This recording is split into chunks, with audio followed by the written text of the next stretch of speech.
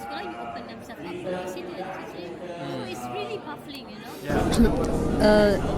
Well, there are many issues affecting children, not just in Sarawak but also in Malaysia as a whole. But of course, in Sarawak, these issues are made more challenging because of the geographical, places where children are.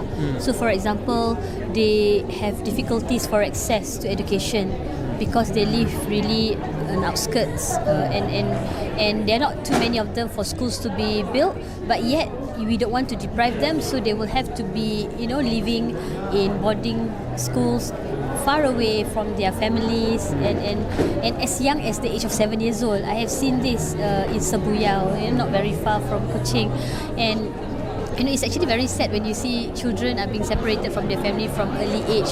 So these are some of the challenges that children face. But then again, if they don't do that, they will not have access to education.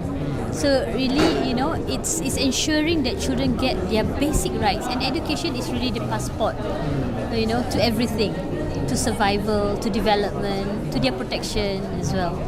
We also know that Sarawak is one of the states that has one of the highest rate of child marriages. Also, again, due to the ethnic composition, which has no absolute minimum age on marriage.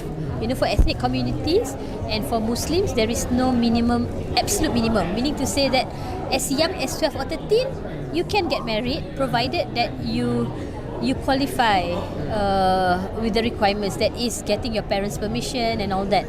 For the non-Muslims who go through civil marriages, there are at least very strict laws that says that if you are not yet 16 for girls, you cannot get married at all. For boys, you must be 18 before you can get married. So you see, there is that protection for non-Muslims who go through civil marriages. But for the ethnic communities and for the Muslims, really there is no absolute minimum.